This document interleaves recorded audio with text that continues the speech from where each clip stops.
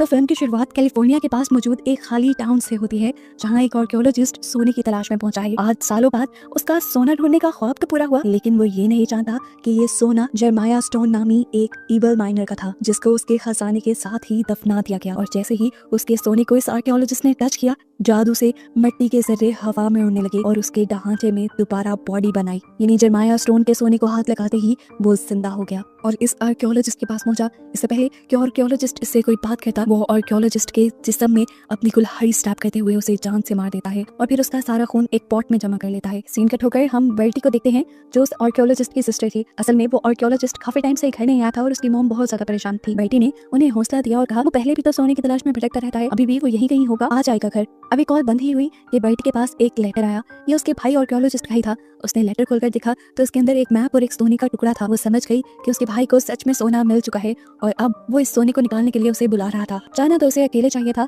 लेकिन उसने अपने पूरे ग्रुप को जमा कर लिया। अब अलग-अलग ये सब लोग कैलिफोर्निया के पास मौजूद उस टाउन के लिए निकल गए। रास्ते में बेटी का एक साथी एक्सेल रास्ता पूछने के लिए एक घर के पास रुक जाता है, जहाँ एक ओल्ड मैन था, जिसने जब टाउन का नाम सुना तो वो डर गया और एक्सेल को वार्न किया, वहाँ मत जाना, जेरेमाया स्टोन का भूत तुम्हें नहीं छोड़ेगा। मुझे लगता है तुम उसकी कहानियां सुनकर यहाँ नहीं आई। वो इतना इविल था कि मरने के बाद उसे हेल ने भी लेने से इनकार कर दिया और उसकी सोल आज भी दुनिया में भटक रही है। उसे उसकी माइंड में ही दफन कर दिया गया था। सुनने में तो ये भी आया है कि जेरेमाया स्टोन एक आदमखोर था, उसने अपने ही बीवी बच्चे को मार खाया था। वो उसे सालों पुराना जेरेमाया स्टोन का एक वांटेड पोस्टर भी दिखाता है, जो उस ओल्ड मैन के ग्रैंडपा का था। ओल्ड मैन के ग्रैंडपा ने जेरेमाया स्टोन को पकड़ने के चक्कर में अपने हाथ भी खो दिए थे, लेकिन कोई भी जेरेमाया स्टोन को पकड़ नहीं पाया था। एक्सेल इस ओल्ड मैन से कहता है, आपके पोस्टर मुझे $40 में दे दे। एक्सेल को लग रहा था कि उसने बूढ़े आदमी को बेवकूफ बना दिया, हजारों डॉलर की चीज $40 में लेकर, लेकिन असल में वो खुद ही बेवकूफ बन गया था, क्योंकि इस ओल्ड मैन ने घर के अंदर ऐसे कई पोस्टर बना रखे थे। वो ऐसे ही जेरेमाया स्टोन की कहानियां सुना कर लोगों से पैसे बटोरता था, हालांकि खुद उसे जेरेमाया स्टोन की किसी भी चीज पे यकीन नहीं था। अब ये ओल्ड मैन क्योंकि जेरेमाया स्टोन की कहानियां सुनाकर पैसे कमाया करता था, तो जेरेमाया स्टोन को तो इस पे भी गुस्सा था। आज तो उसने पैसे कमा लिए थे, लेकिन शायद आज के बाद वो ना कमा पाता, क्योंकि जेरेमाया स्टोन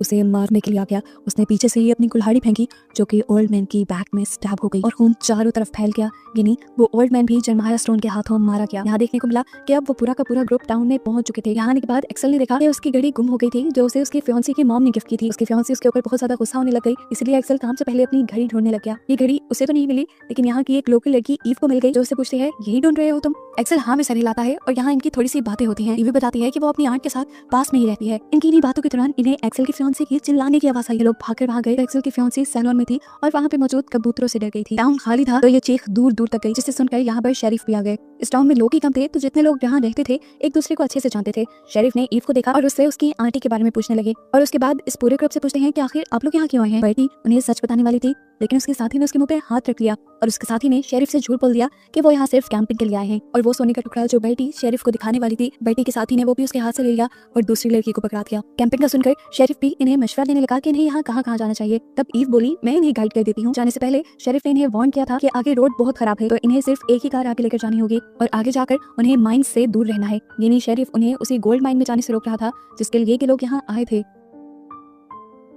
अब एक्सेल की फियांसी, जिसके पास सोने का टुकड़ा आ चुका था, वो यहाँ से भाग जाने का सोचती है। वो फजूल नहीं अपने फियांसी से लड़ाई कर लेती है और यहाँ से जाने लगती है, लेकिन इससे पहले कि वो ये सोने का टुकड़ा लेकर ज्यादा दूर जा पाती, उसके सामने जेरेमाया स्टोन आ गया, जिसने उसकी गाड़ी को ही क्रैश कर दिया। जिसके बाद उसने इस लड़की को कार से बाहर निकाला और उसको बालों से पकड़ते अपने चाकू से उसका सर उसकी बॉडी से अलग कर दिया और फिर उसके हाथ से अपना सोना वापस ले लिया। दूसरी तरफ अब वो पूरा ग्रुप जेरेमाया स्टोन की माइन तक पहुंच चुके थे। ये लोग अब एक कैबिन के अंदर गए, जिस कैबिन के अंदर जेरेमाया स्टोन की मौत हुई थी और जहाँ से दफनाया गया था। इसी जगह से उठकर जेरेमाया स्टोन ने उस आर्कियोलॉजिस्ट को यानी बर्टी के भाई को भी मारा था। यहाँ इन्हें आकर बर्टी का भाई तो नहीं मिला, लेकिन उसका बैग जरूर मिल गया, जिसके अंदर आधे मैप का हिस्सा था। और इस मैप को फॉलो करते हुए बर्टी बताती है कि वो लोग आसानी से सोने तक पहुंच जाएंगे। अब इनके साथ मौजूद ईव, जो इसी टाउन में रहती थी, जैसे ही उसने खजाने का नाम सुना तो वो डर गई, वो पैनिक हो गई और कहने लगी, तुम लोग खजाने के लिए यहाँ आए हो तो बस मारे जाओगे। ये कहकर वो भागकर यहाँ से चली गई और फौरन अपने घर गई। उसने अपनी आंट को बताया कि वो लोग खजाने के लिए यहाँ आए हैं। आंट ने उसे रिलैक्स किया और समझाया, उनको उनके किए की सजा मिल जाएगी, तुम उसे रोक नहीं सकती, लेकिन तुम उनके पास मत जाना। लेकिन ईव उन सबको ऐसे मरता नहीं देख सकती थी, वो उनकी मदद के लिए वापस जाने का फैसला करती है। उसके जाते ही उसकी आंट ने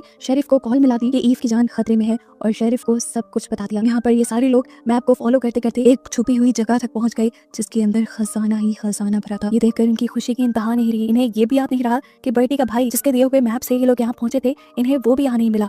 लालच ने इन्हें अंधा कर दिया था। जितना खजाना ये अपने बैग्स में भर सकते थे, इन्होंने भर लिया और फैसला किया कि बाकी खजाना लेने के लिए ये लोग कल यहाँ पर आएंगे, क्योंकि अब अंधेरा होने वाला था और अगर खजाने की लालच में ये लोग यहीं रहे तो कार तक जाना मुश्किल हो जाएगा। यहाँ दिखाया गया कि जरमाया स्टोन ने भागती हुई ईव को भी पकड़ लिया, जो उन लोगों को अलर्ट करने के लिए आई थी, लेकिन जरमाया स्टोन को लगा कि वो भी उसके खजाने के पीछे है, इसीलिए उसने गर्दन से पकड़कर ईव के भी पेट में अपनी कुल्हाड़ी स्टैब करते हुए उसे मार डाला। यहाँ दिखाया गया कि अब इस पूरे ग्रुप ने कैंपिंग कर ली थी और इन सब में से अब एक्सेल जब अकेले में जाता है तो वहाँ पर शेरिफ उसे पकड़ लेते हैं।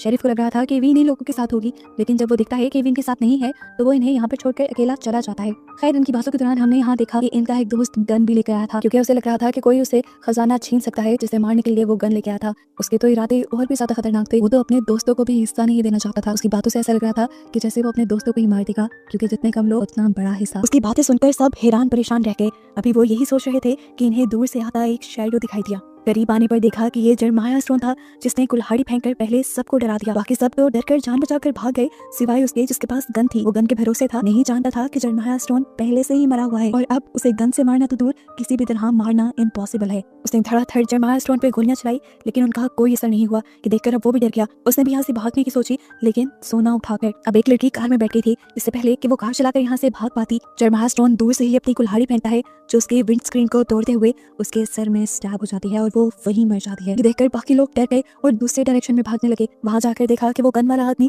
पहले ही अपनी कार में बैठ गया था और अपने ग्रुप वालों को छोड़कर अकेला ही भागने की तैयारी में था, लेकिन जरमाया स्टोन उसे ज्यादा दूर जाने नहीं देगा। जरमाया स्टोन ने साइड विंडो से उसके कार के स्टीयरिंग को पकड़ लिया और तेजी से स्टीयरिंग घुमाते हुए उसकी कार को पूरी तरह अनबैलेंस कर दिया कि उसकी कार जाकर वहां मौजूद दूसरी कार से टकरा गई और ब्लास्ट कर गई, और इसी ब्लास्ट में वो भी जलकर मारा गया। बाकी 3 बचे हुए लोग ये नजारा देखकर पूरी तरह डर चुके थे। उन्होंने अब जब जरमाया स्टोन का पत्थर से बना चेहरा देखा तब उनकी जान ही निकल गई। वो उल्टे कदम वहां से भागे और वहां पर उन्हें ईव की आंट मिल गई, जो उनकी जान बचाने के लिए उन्हें अपने घर ले आई। ईव की आंट ने इन सबको बताया कि तुम्हें उसका सोना नहीं चुराना चाहिए था। उसका खजाना जो भी चुराता है वो जाग जाता है, और जब जब वो जागता है तब तब तबाही फैला देता है। अब वो तुम सबको नहीं छोड़ेगा। अब ईव की आंट इन्हें और हमें जरमाया स्टोन की पुरानी कहानी सुनाती है 1851 की, जब जरमाया स्टोन दूसरे लोगों का सोना चुराया करता था। सारे जब अपना सोना लेने के लिए जरमाया स्टोन के पास वापस आए तो उसने एक लड़की को बंदी बना लिया और धमकी दी कि मैं इस लड़की को मार दूंगा। सभी ने जरमाया स्टोन से उस लड़की को बचाने की रिक्वेस्ट की, लेकिन वो रहम किसी पे भी नहीं खाता था। उसने सबके सामने लड़की को लटकाकर कुल्हाड़ी मार के पूरी तरह से उसका कत्ल कर दिया, वो भी सबकी आंखों के सामने। और इस गुस्से में वहाँ मौजूद सभी लोग उसके ऊपर धड़ाधड़ गोलियां चलाने लगे। सभी यही एक्सपेक्ट कर रहे थे कि वो मर जाएगा, लेकिन इतनी गोलियां खाने के बावजूद भी वो नहीं मरा, क्योंकि वो पहले ही अपनी सोल को डेविल को बेच चुका था। वो सच में कैनिबल यानी आदमखोर भी था, क्योंकि उसने सबके सामने अपनी उंगली चबाई और फिर अपना खून सब लोगों पर थोक कर सब लोगों को कर्ज दे दिया कि जो भी मेरा सोना चुराएगा मैं जाग जाऊंगा और उसे मार डालूंगा।